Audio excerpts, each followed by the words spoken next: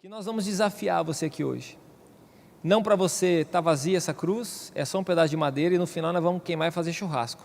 Então isso aqui não é para você fazer um altarzinho na sua casa, não é para você ficar fazendo o sinal da cruz, achando que vai te abençoar esse pedaço de pau, isso aqui não vai te resolver em nada. Esse aqui é o símbolo da nossa fé, é só isso. Esse é o símbolo da nossa fé cristã. Esse aqui é o símbolo, a cruz. E hoje eu vou ministrar sobre isso, e a mensagem de hoje se chama O Escândalo da Cruz. Se você quiser anotar, eu recomendo você anotar, tomar nota de algumas coisas, já que você está pela internet, tire foto, anote frases, republique, faça alguma coisa para alcançar o coração de outras vidas. Abra comigo em 1 Coríntios capítulo 1, versículo 23. No final eu vou explicar para você o que você vai fazer com isso aqui, tá bom? No final eu vou te desafiar com isso aqui, em nome de Jesus. 1 Coríntios capítulo 1, versículo 23, diz assim, eu já estou na agulha aqui. Nós, porém, pregamos a Cristo crucificado, o qual de fato é escândalo para os judeus e loucura para os gentios. Fala comigo, escândalo para os judeus, loucura para os gentios. Filipenses capítulo 3, vamos lá comigo, Filipenses capítulo 3, é um pouco para frente, versículo 8.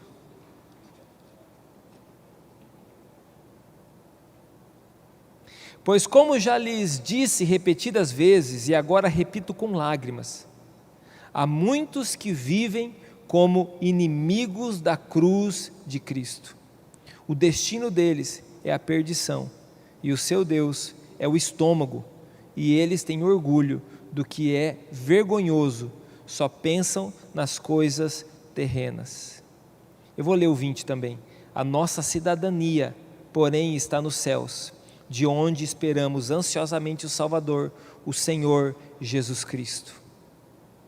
Olha, interessante, Paulo está escrevendo essa carta aqui da prisão, ele está preso. E ele está escrevendo essa carta aqui para os filipenses, e ele está dizendo aqui no comecinho, né? Agora repito com lágrimas. Ele está escrevendo com uma dor no coração dele. Há muitos que vivem como inimigos da cruz. Agora vai comigo em Gálatas capítulo 2. Gálatas 2, versículo 19. Diz assim: pois por meio da lei eu morri para a lei, a fim de viver para Deus. Fui crucificado com Cristo. Assim já não sou eu quem vive, mas Cristo vive em mim. A vida que agora vivo no corpo, vivo-a pela fé no Filho de Deus, que me amou e se entregou por mim. Não anulo a graça de Deus, pois se a justiça vem pela lei, Cristo morreu inutilmente. Pai, conduz o nosso coração agora na Tua palavra, em nome de Jesus. Amém.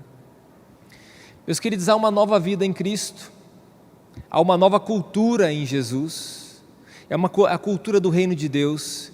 Essa cultura precisa ser estabelecida, e ela é estabelecida pelos filhos de Deus. Você tem essa missão, nós temos uma missão apostólica, estabelecer a cultura do reino de Deus. Nós não podemos se amoldar, se juntar com esse mundo, com a cultura desse mundo, a cultura de morte, de destruição. É por isso que nós somos contra aborto, é por isso que nós nos posicionamos em prol da família, é por isso que nós amamos as crianças, né? E eu sei que as crianças têm sofrido muito nesse tempo. Nós amamos, nós precisamos fazer algo pelas crianças. Nós também amamos a nossa terra, a nossa cidade, nós respeitamos autoridades, nos posicionamos desde que elas não firam a palavra de Deus. Nós respeitamos os pais, nós amamos os irmãos. Essa é a cultura do reino de Deus, uma cultura de transformação. Se você quer entender o reino de Deus, leia capítulo 5, 6 e 7 de Mateus, você vai entender o que é o reino de Deus. E nessa nova cultura, então, nós escreve aí, hashtag transformar. Você é um cristão? Você é um cristão? Você está aí com a gente, é um cristão? Vocês estão aqui? Eu quero agradecer a turma que está aqui, eu sempre agradeço bastante a eles, porque estão aqui servindo, estão aqui possibilitando que esse culto chegue até você. Vocês são cristãos que estão aqui? Você que está aí com a gente no online, você é um cristão? Escreve aqui para a gente. Estão dizendo que está um pouco baixo, o Rodrigo, Dá uma olhadinha para nós, de repente aumentar um pouquinho o microfone, fazendo um favor. Se você é um cristão, significa então que você já passou pelo escândalo da cruz. Você lembra algum momento que você foi escandalizado? Eu já fui escandalizado por algumas coisas. Por exemplo, na vida pastoral, eu já fui escandalizado às vezes de saber daquele pastor que eu admirava muito, aquela pessoa que eu olhava, via um referencial e de repente eu fico sabendo de um escândalo na vida dele. De repente um adultério, é uma das coisas que mais escandaliza hoje em dia, ou então de repente uma decadência, né? Isso acontece também com cantores e coisas assim. Né? A gente já teve escândalos também políticos, por exemplo, né? Vivemos uma época de tantos escândalos. Nós também vivemos um período que às vezes talvez você lembre de algum escândalo que você passou dentro da sua casa, dentro da sua família, ou aquela pessoa que fez um escândalo na rua ou alguma circunstância. Eu já passei por várias circunstâncias desagradáveis. Hoje eu estava lembrando de uma delas, enquanto eu preparava essa mensagem, estava lembrando em um momento da minha vida em que, por causa de um momento de pastoreio, eu quase fui agredido, quase uma pessoa me agrediu no momento de pastoreio, e aquilo mexeu demais comigo naquele momento.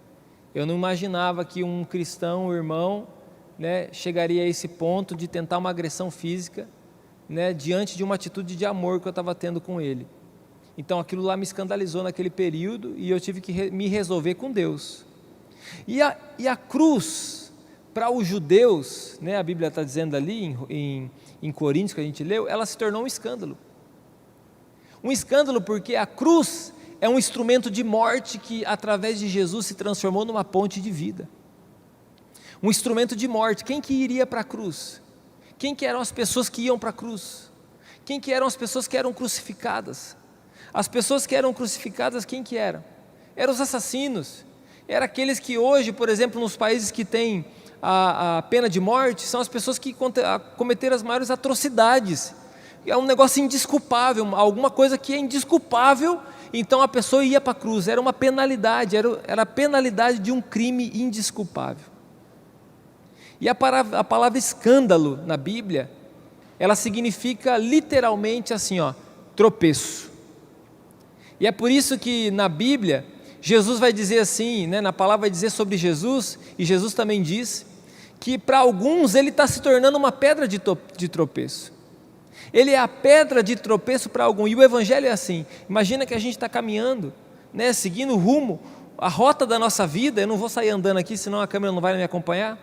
Você vai seguir na rota da sua vida, andando, e de repente você tropeça em algo, e esse algo é o Evangelho, é uma boa notícia que te derruba, e essa boa notícia te derruba, assim como fez com o apóstolo Paulo, te derruba, e de repente você perde a noção de tudo, e você começa a reconstruir a sua vida, reconstruir a sua história, de uma nova maneira. Então a cruz, ela não é um remendo na história, ela é um ponto final na história antiga e um ponto de recomeço, um travessão aí na nova história que está começando, um novo parágrafo na sua vida. O escândalo da cruz, Jesus também chegou a dizer em algum momento que ai daquele que escandalizasse um dos pequeninos, ou seja, uma pessoa nova na fé, uma pessoa que está caminhando com Deus. Era melhor que essa pessoa amarrasse uma pedra no pescoço e se jogasse no mar do que ela escandalizasse alguém. Mas naquele momento agora, esse escândalo está transformando a história da humanidade. Chegou até mim. Eu conto essa história, eu me lembro que eu não queria ir para a igreja de jeito nenhum. Eu ia buscar a Márcia na igreja, e eu tinha tanto preconceito de uma igreja evangélica que eu ficava do lado de lá da rua, e eu sentado do lado de lá da rua, e eu, em alguns momentos, já depois de um tempo que eu estava ali, acompanhando os finalzinhos dos cultos, mas sentado do lado de lá da rua, eu me lembro de fechar os olhos, e de repente ali, por um respeito, às vezes que veio no meu coração, um temor que veio no meu coração, quando a pastora lá dentro dizia assim, nós vamos ter um momento final de oração, eu baixava a cabeça lá fora, ninguém estava lá, e eu fechava os olhos e orava também, eu escutava a oração, não orava, escutava a oração. E eu me lembro de 2 vezes isso aconteceu, que ao fechar os olhos eu via uma grande marreta que vinha sobre mim, e essa marreta ela quebrava algumas correntes, era uma visão. Eu não usava droga, eu não estava bêbado, E eu pensava, meu Deus, que loucura, aquelas visões que vem na cabeça. Mas hoje eu entendo que era um momento que Deus estava me libertando. Naquele momento me assustou, mas era um momento de libertação, de transformação na minha vida, que o Senhor estava possibilitando uma nova história. Agora eu quero que você imagine comigo, Jesus, condenado, ele foi condenado, e não tem como recorrer não, a cruz ela é um caminho sem volta. Então ele foi condenado, e agora ele está, depois de apanhar muito, ele está agora no trajeto, até o monte da crucificação, ele tem que levar a cruz dele, e não é uma cruz desse tamanho não, simbólica não, é uma cruz pesada, são 2 pedaços de madeira pesada, é onde ele vai ser fincado naquele lugar, ele vai ser pregado naquela cruz, e ele está levando a própria cruz, e as pessoas estão tirando sarro dele, as pessoas estão zombando dele, as pessoas estão cuspindo nele, as pessoas ainda continuam, os romanos continuam batendo nele, os religiosos que estão se escandalizando com a cruz, dizendo esse aqui nunca mesmo podia ser o Filho de Deus, naquele momento ali eles estão zombando e aplaudindo o que está acontecendo, mas de repente no meio do caminho a cruz cai, ele não suporta carregar tanto peso, tanta dor, e um soldado romano escolhe alguém para ajudar ele a carregar aquela cruz. Eu quero que você se imagine no lugar dessa pessoa, Simão Cirineu, chegou de gaiato na história, ele não era da cidade, possivelmente está vindo na cidade no período que é da Páscoa, e de repente não sabe nem o que está acontecendo direito, e ele é selecionado no meio da multidão para poder carregar a cruz de Jesus. Quando eu falo sobre cruz, aí as pessoas vão dizer, e está certo isso aí, eu não preciso mais carregar a cruz, Jesus carregou por mim, Jesus sofreu por mim, está tudo certo isso aí. Mas naquele momento alguém selecionado, não pelo quanto que conhece da Bíblia, não pelo quanto que andou, o tempo que andou com Jesus, mas por estar no meio da multidão foi selecionado e foi destacado para carregar a cruz. Eu quero que você se coloque no lugar desse homem. Hoje a gente vê, e eu fico pensando, que grande privilégio poder ajudar Jesus naquele momento. Mas naquele momento ali era um momento de maior vergonha para Simão, um momento de desprezo, ele estava sofrendo o mesmo desprezo que Jesus estava sofrendo, em ajudar alguém que não tinha mais volta, não tinha mais retorno, ele estava condenado. Esse Simão Cirineu, que entrou de gaiato na história, ele teve a honra de poder servir a Jesus, e hoje você também tem a honra de poder servir a Jesus, de uma outra maneira, com outras perspectivas, de outros posicionamentos, mas você também tem uma honra de poder servir Jesus. Você precisa entender que isso é uma honra, talvez para alguns é até uma vergonha. Nós vamos desafiar você a carregar essa cruz, talvez para alguns vai ser uma vergonha, meu Deus, que vergonha carregar essa cruz, que vergonha estar com essa cruz no lugar onde eu estou, o que as pessoas vão pensar de mim?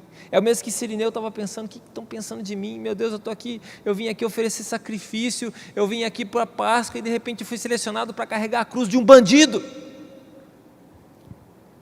E aí Jesus é crucificado, e no momento da crucificação um romano diz assim, um soldado diz assim, se você é filho de Deus, desce dessa cruz.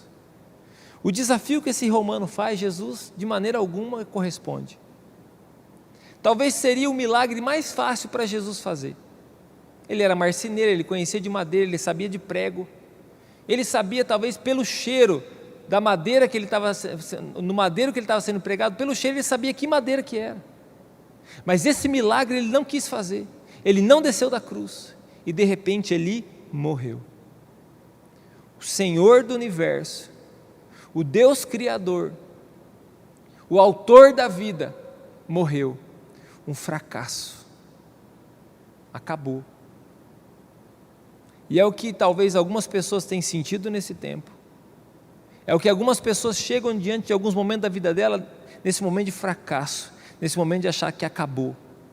Eu quero dizer para você, mesmo que a árvore foi cortada, mas sobre uma breve brisa das águas, em Jó capítulo 14 diz que essa árvore vai brotar.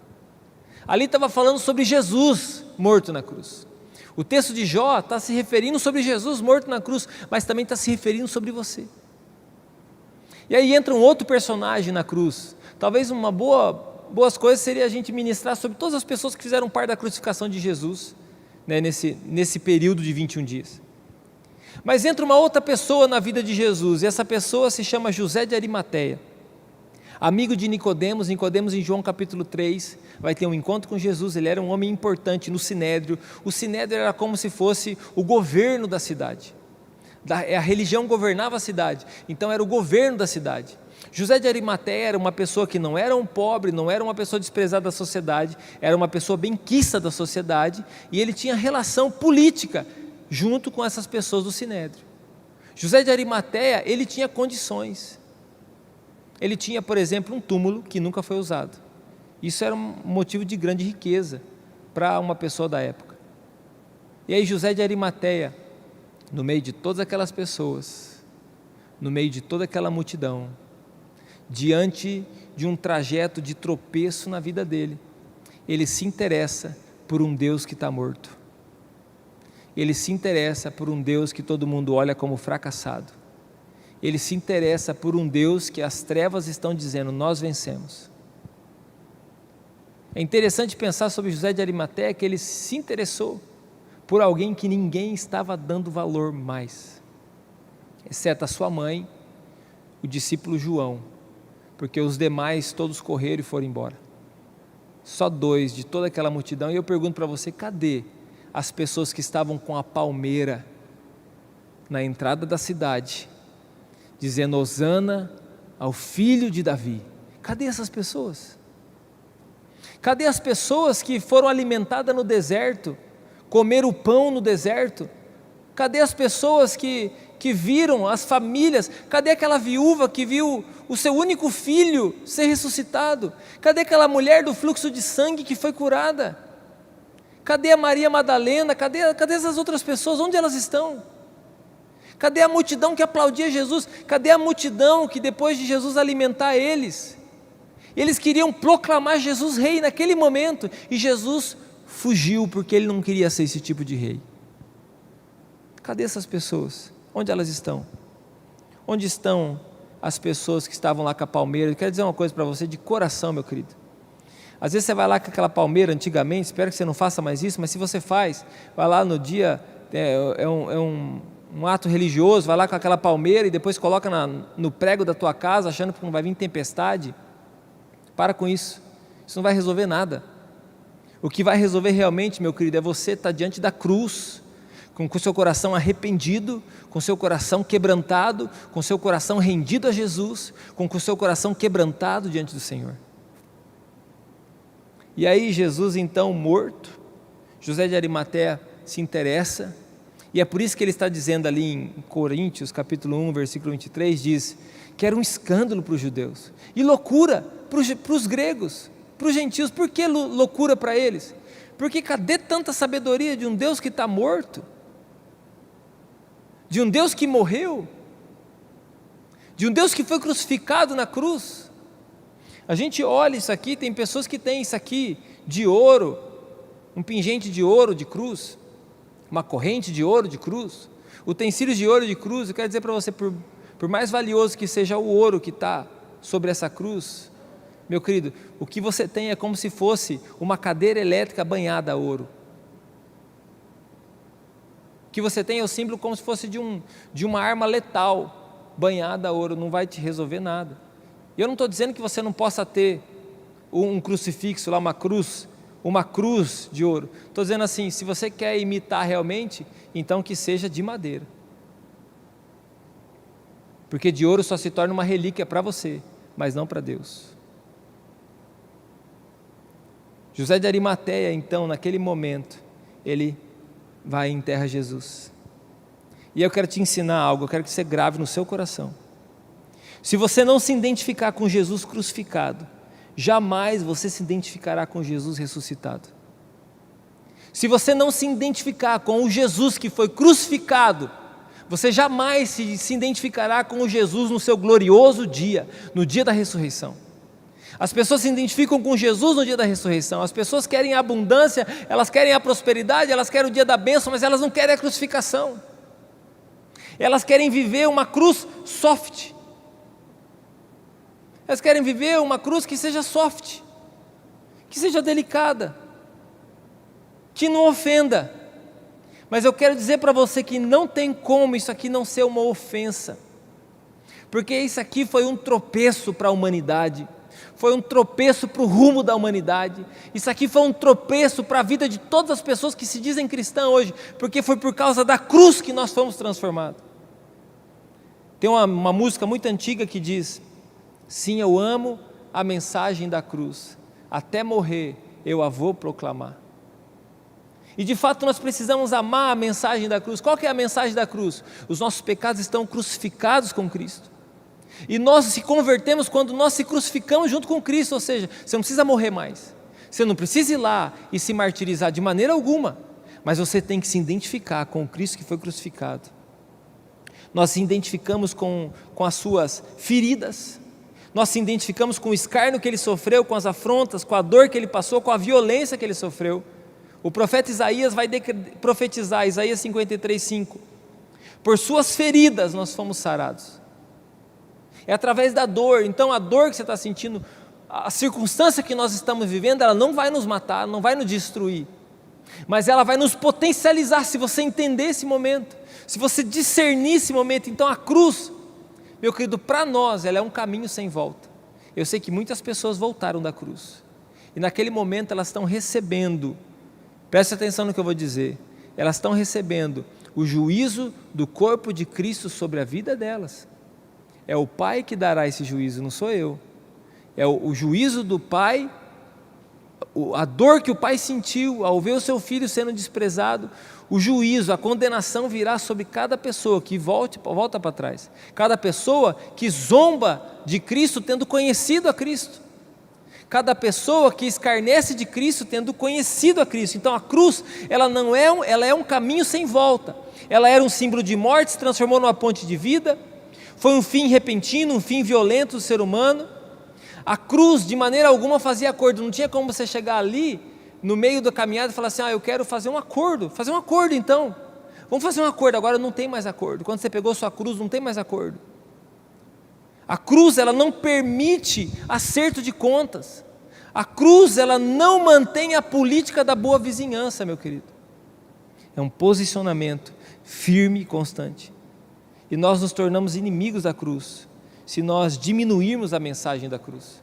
Quando a gente diminui ou zomba da mensagem da cruz, quando a gente despreza a mensagem da cruz, nós nos tornamos inimigos da cruz. É o que Paulo está dizendo em lágrimas, dizendo assim: algumas pessoas estão se tornando inimigos da cruz, porque não estão entendendo a mensagem da cruz, ou entenderam e a estão desprezando, ou estão tentando amenizá-la. A cruz é o remédio para o orgulho. Você quer um remédio para o orgulho? A cruz é o remédio para o orgulho. A cruz é o remédio para o egoísmo. A cruz é o remédio para a autoafirmação.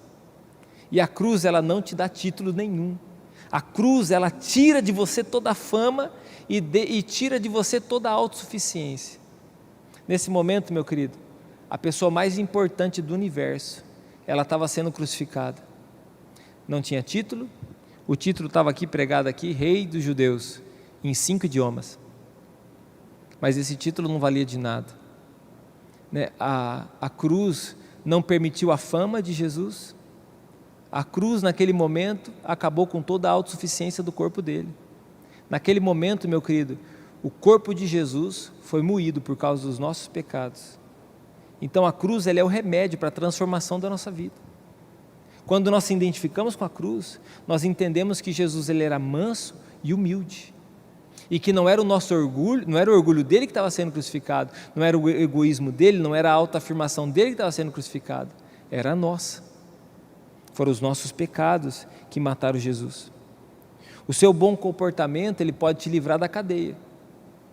O seu bom comportamento, ele pode livrar você da cadeia, mas somente o sangue de Jesus pode livrar você do inferno. O teu bom comportamento pode, as pessoas falam: nossa, que pessoa boa, que pessoa legal. E de fato, algumas pessoas dizem com razão, elas estão certas em dizer, não estão erradas em dizer. Às vezes dizem assim: mas essa pessoa aqui, ela é melhor do que muitas pessoas que estão na igreja. Está correto, não está errado, está correto em dizer isso, mas não melhor do que todas, porque aquelas que se arrependeram dos seus pecados de verdade, aquelas que decidiram andar com Jesus, meu querido, elas podem estar num processo de transformação do caráter delas, porque aonde abundou o pecado, superabundou a graça de Deus. Mas com certeza agora elas estão lavadas e remidas pelo sangue de Jesus. Então não adianta nada o teu bom comportamento se você não é lavado e remido pelo sangue de Jesus. O que é uma cruz soft? Já teve aquela... Eu lembro, minha mãe fez um pullover para mim uma vez. Nem sei sabe o que é isso, né? Nem sei explicar como que é esse negócio. Mas é um coletezinho de lã. Minha mãe é costureira, ela fez um colete de lã. Eu gostava do pretinho, tinha o marrom e o pretinho. O marrom eu não gostava não, mas o pretinho eu gostava. Saía tipo aqueles meninos das Chiquititas indo para a escola, sabe? Aqueles piazinhos das Chiquititas, era mais ou menos isso aí.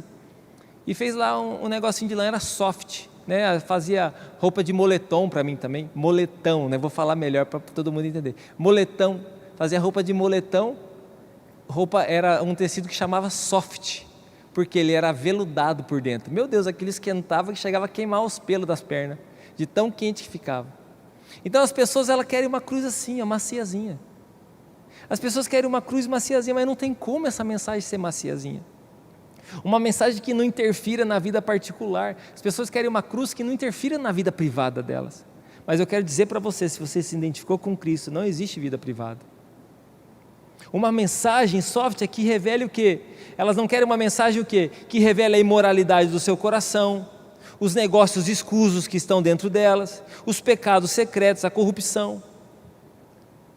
As pessoas querem continuar escondendo, então a cruz soft, né, não mata o velho homem, só dá a ele uma boa direção. Então o que é uma cruz soft? Não mata o velho homem, continua vivo, mas agora ele tem uma boa direção, um bom caminho para andar. Não gera novo nascimento, é politicamente correta, é aceitável a todas as religiões e culturas, ou seja, Deus está em todo lugar. Deus está em todo lugar Deus está. A todo lugar nós servimos ao mesmo Deus. Às vezes a pessoa está lá diante de Iemanjá, falando, não servimos ao mesmo Deus. Não servimos ao mesmo Deus. Se essa pessoa não se identifica com a cruz, então nós não servimos ao mesmo Deus. Nós servimos ao mesmo Deus quando alguém também se identifica com a cruz. Ela não faz, a cruz soft não faz exigências desagradáveis. O caminho da cruz produz a verdadeira igualdade que nós precisamos. As pessoas falam tanto de igualdade, de buscar a igualdade, de ser igual. Ai, que bom se nós fôssemos iguais, que as pessoas fossem iguais, que as pessoas fizessem isso, que as pessoas fossem aquilo, que não tivesse diferença entre o negro e o branco, entre o pobre e o rico, entre tal e tal pessoa. Sabe quando isso vai chegar? Quando essa utopia vai chegar? Jamais vai chegar. Porque isso só acontece no reino de Deus. Essa igualdade, ela só é capaz de acontecer dentro do reino de Deus. Porque quando nós se identificamos com a cruz, meu querido, você não tem um título mais, você tem um nome. Quando você se identifica com a cruz, não é mais o pobre e o rico. E a gente vive isso na igreja. Eu posso afirmar, aqui aonde eu pastoreio, nós vivemos isso. Às vezes pessoas que são de classes sociais muito diferentes, convivem no mesmo ambiente, se respeitam, se amam. E às vezes você vê pessoas que, entre aspas, deveria ser o que estaria aprendendo, ensinando, e o que deveria estar ensinando, aprendendo. Ou seja, só é possível essa igualdade dentro do reino de Deus. Só há um povo, porque nós se identificamos o quê? Nós somos o povo da cruz, nós somos a nação da cruz. Porque para nós só há um caminho, ou seja, não tem o caminho VIP, não tem o cartão platino no reino de Deus. Você vai chegar lá na fila do teu avião para ir para o céu, você vai falar assim, não, eu tenho aqui, cartão platino, minha filha é essa daqui.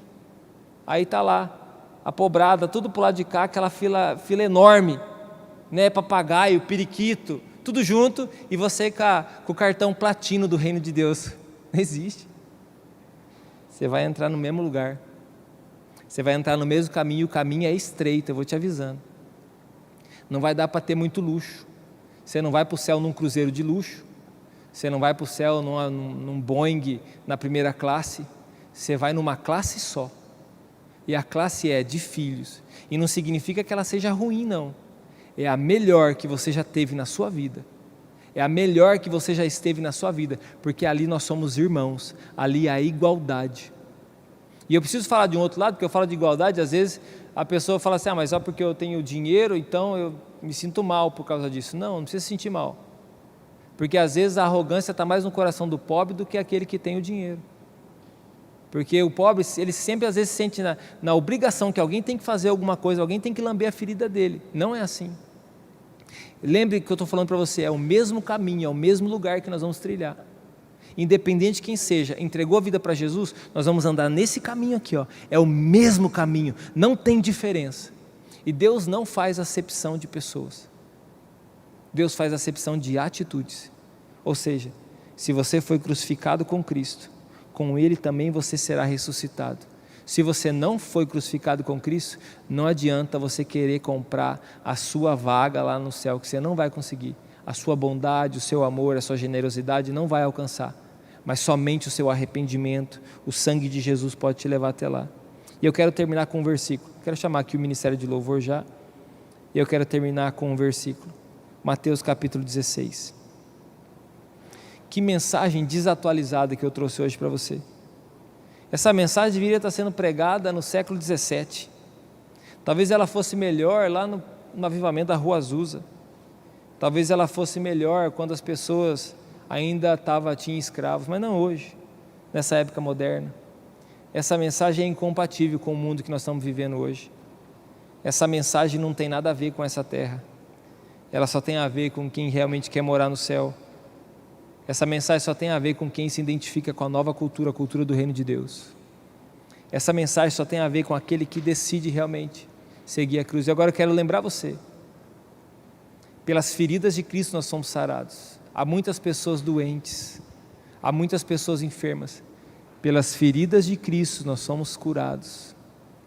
O castigo que estava sobre Ele nos traz a paz. As nossas enfermidades aqui, ó, o segredo está aqui, na cura, está na cruz. Moisés erigiu uma cruz lá no deserto. Quando as pessoas estavam enfermas, foi uma ordem de Deus. E quando as pessoas então vinham e olhavam para aquela cruz, eu não vou nem escandalizar você, mas tinha uma serpente, que eles olhavam para a serpente, eles eram curados. Meu querido, ali significa, a serpente significa a morte. Quando nós se identificamos, é um caminho totalmente paradoxo. Quando a gente se identifica com a morte de Cristo, nós recebemos a vida de Deus.